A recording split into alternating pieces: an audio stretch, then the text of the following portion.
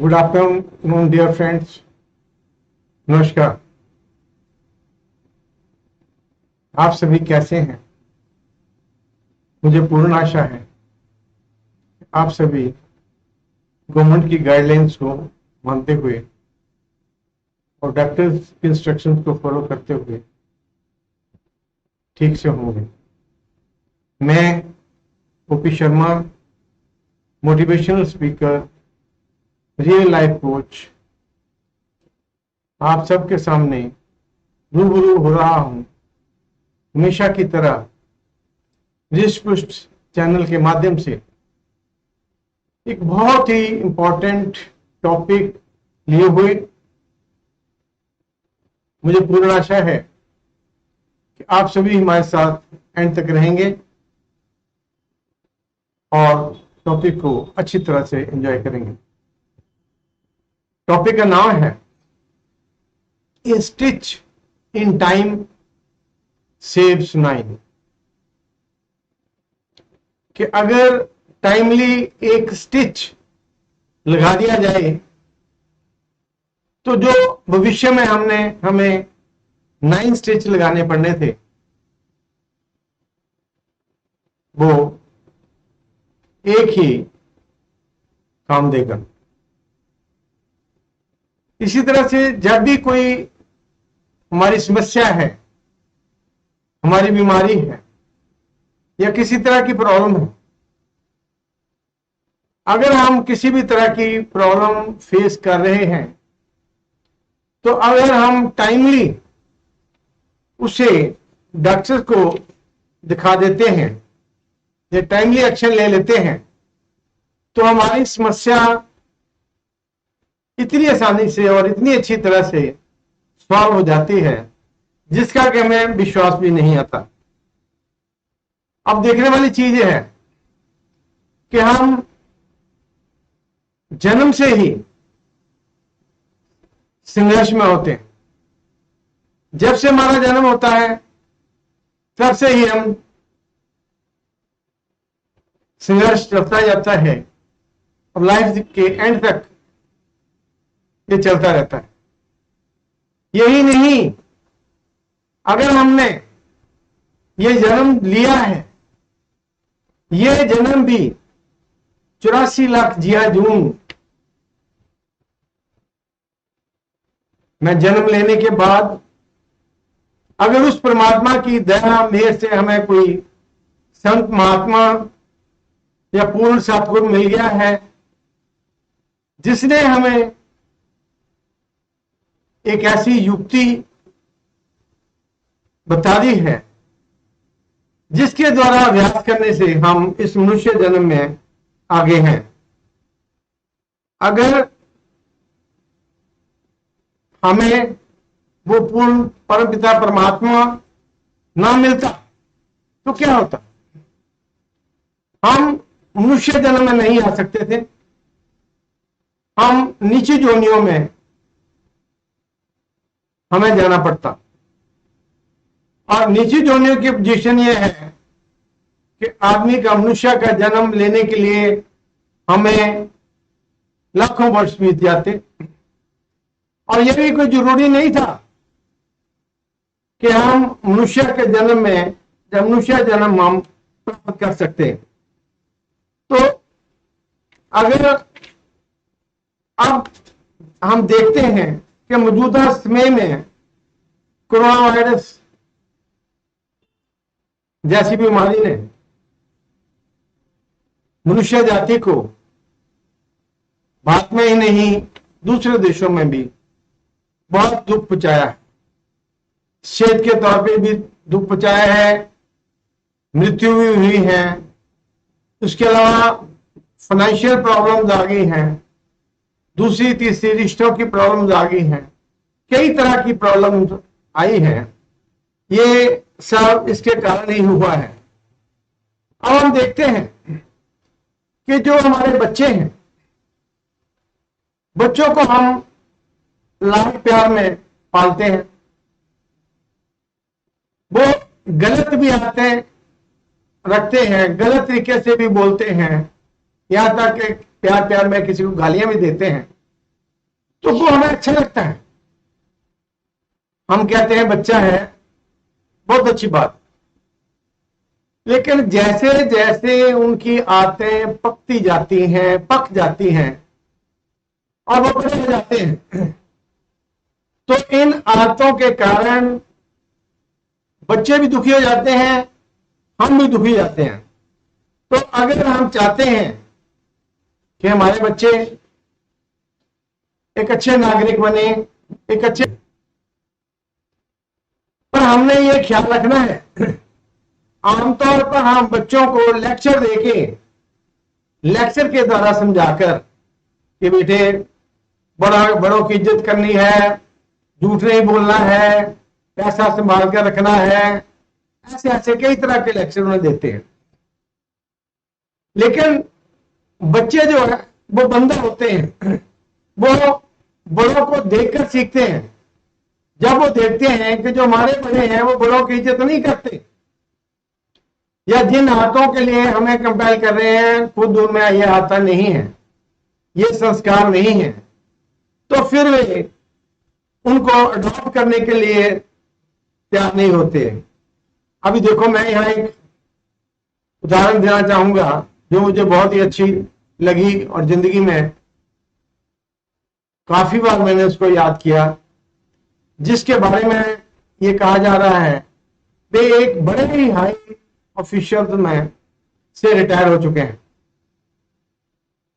उन्होंने बताया कि जब मेरी मदर मेरे को नहलाया करती थी तो जपजी साहब का पाठ साथ में किया करती थी और मुझे भी कहती थी कि बोलो बेटे।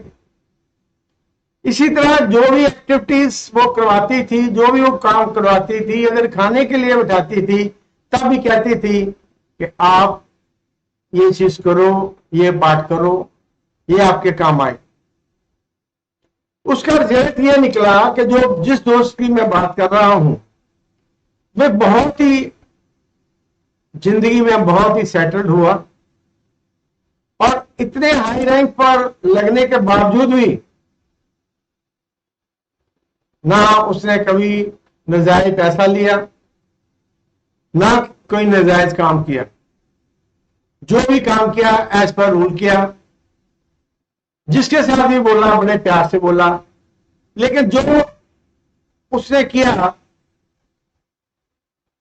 वो सभी के लिए ही अच्छा था। इसी तरह से अब हम बात करते हैं कि जिनके पास पैसा ज्यादा होता है, अगर पैसा ज्यादा होगा तो क्या होगा? अहंकार भी ज्यादा होगा कि मेरे पास इतना पैसा है, मेरे पास इतनी प्रॉपर्टी है। जब भी बात करोगे वो अहंकार से बात करेगा। उसके पास जब अहंकार होगा तो लाजमी बात है कि दूसरों को छोटा समझेगा।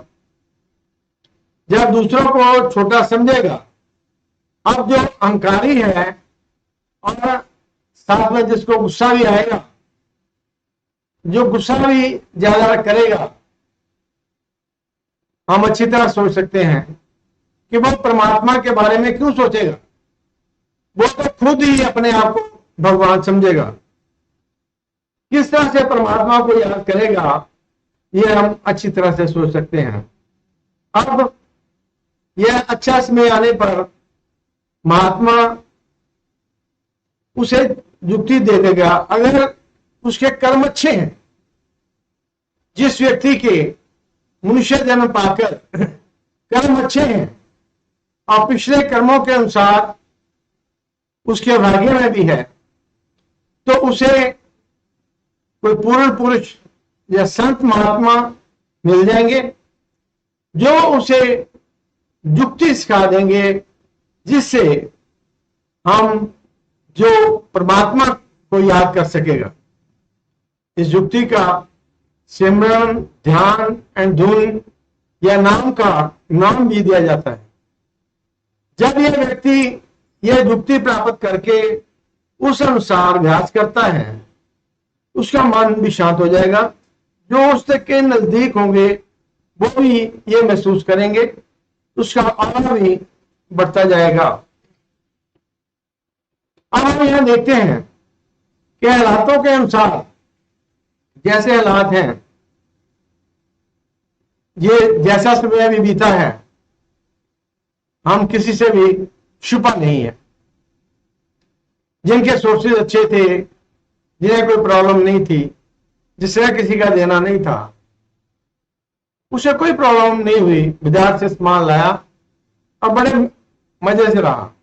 जिसको कोई बीमारी नहीं हुई, जिसको कोई प्रॉब्लम नहीं हुई, उसे तो चाहे कोविड-19 है या नहीं है, परमात्मा की दया से सभी एक। पर जिसको ये प्रॉब्लम भी आ गई, बीमारी की प्रॉब्लम भी आ गई, आर्थिक प्रॉब्लम भी आ गई, दूसरी लेन देन की प्रॉब्लम भी आ गई, जब ये सभी प्रॉब्लम आ गई तो क्या होता है? जितना मर्जी स्ट्रांग हो बंदा, सोचने के लिए मजबूर हो जाता है, क्या मैं क्या करूं। पहले तो वो आराम से सोचता है, फिर सोच उसकी आदत बन जाती है। जो आदत बन जाती है उसका नाम डिप्रेशन है। अब ये जो आदत है,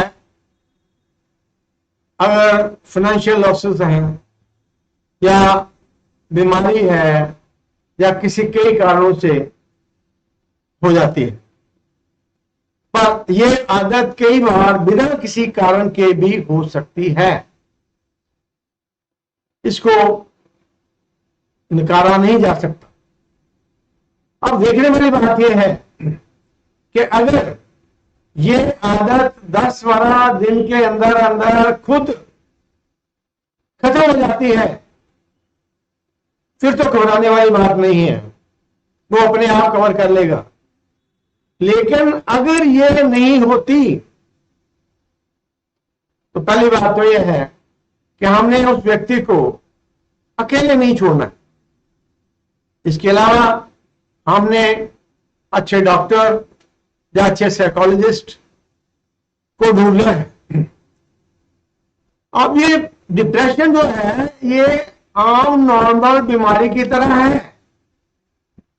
हम सोचते हैं पता नहीं लक से हमें हो गया, पहले वाली बात नहीं है। अब डॉक्टर भी काफी क्वालिफाइड है, साइकोलॉजिस्ट भी क्वालिफाइड है, जो मेडिसिन है उसमें भी काफी रिसर्च हो चुकी है। अगर हम टाइमली मेडिसिन को स्टार्ट कर देते हैं अंडर प्रॉपर सुपरविजन, तो इससे बाहर आना कोई डिफिकल्ट नहीं है। अब अगर तो छोटी मोटी अगर बीमारी है, वो तो साइकोलॉजिस्ट की मदद से भी संभव है। अगर कोई छोटी मोटी बीमारी है तो साइकोलॉजिस्ट हो, वो ही उसको बात करके, समझा के, करके उसको ठीक कर सकता है। सबसे जरूरी है कि समय पर बीमारी की पहचान की जाए। अगर समय पर बीमारी की पहचान नहीं की जाती तो इससे अधिक से अधिक नुकसान हो सकता है। यहां तक परमात्मा ना करे, वो व्यक्ति सुसाइड तक कर सकता है। और पूरी कोशिश करनी है कि जब तक वो नॉर्मल ना हो, उसे किसी भी हालत में अकेला ना छोड़ो। ऐसे व्यक्ति की पहचान है कि ना तो ये खुद खुश होता है, ना ही किसी में दिलचस्पी लेता है, ना ही किसी की दिलचस्पी इसकी होती है। ये अपने ही रंग में रंगा रहता है। अब हमने देखना है इसकी और पहचान करने के लिए कि और क्या चीजें हो सकती हैं जब इसकी पहचान हो सकती है। यह एक है कि गिल्टी फीलिंग्स। जब उससे बात करोगे तो वह गिल्टी फीलिंग शो करेगा। वो कहेगा ये जो नुकसान हुआ है मेरे ही कारण हुआ है, इसमें किसी का दोष नहीं है, मुझे पता नहीं क्या हो गया था। कई तरह की ऐसी वो स्टेटमेंट्स देगा जिससे शो करेगा कि ये खुद को दोषी मानता है। आगे आगे चले, अब जब उसका दिमाग, ब्रेन हर्ष में चलता रहेगा वो भी नेगेटिव थॉट्स के लिए, तो उसके शरीर में कब ताकत आई? उसके शरीर में ताकत नहीं आ सकती। उसे जो है वो हर्ष में टायर्ड फील करेगा, कांट कंसंट्रेट। अब जो इस हालात में है, लगातार सोच रहा है, उसका अपने मन पे भी कंट्रोल नहीं है, तो वो कंसंट्रेट कैसे कर सके? कोई भी सब्जेक्ट होगा, कोई भी ऑब्जेक्ट होगा, इस पे कंसंट्रेट नहीं करेगा। लॉस ऑफ एपिटाइट, जब लगातार ब्रेन में सोचा जाएगा तो जो नेसेसरी जूसेस पेट में आते हैं पेट को पचाने के लिए, उनका पूरी तरह से प्रोडक्शन नहीं होता, जिसके कारण उसको एपिटाइट उसकी कम हो जाती है। इम्प्रॉपर स्लीप, और चीज हो जाती है कि जो उसकी स्लीप है वो प्रॉपर नहीं होती, इम्प्रॉपर होती है। कभी सोंगे, कभी उठ के, कभी ऐसे, कभी ऐसे। हम सभी जानते हैं कि कोई भी बीमारी मुश्किल का समय निकाल लिया जाए तो उसका इलाज असंभव है। अगर हम किसी बीमारी को प्रॉपरली, टाइमली डॉक्टर को नहीं दिखाते तो उसका इलाज करना संभव नहीं है। और इसलिए जब भी किसी बीमारी या समस्या की शुरुआत हमें नजर आए, हमें उसी वक्त सजग हो जाना चाहिए और उसी में उसके इलाज के लिए कोशिश करनी शुरू कर देनी चाहिए। अभी स्टार्ट से जैसे हमने लिखा था कि ए स्टिच इन टाइम सेव 9, कि अगर हम टाइमली वन टाइम एफर्ट्स कर लेते हैं तो अनटाइमली अगर 9 टाइम्स भी वो एफर्ट्स करें, हो सकता है कि वो रिजल्ट ना आए।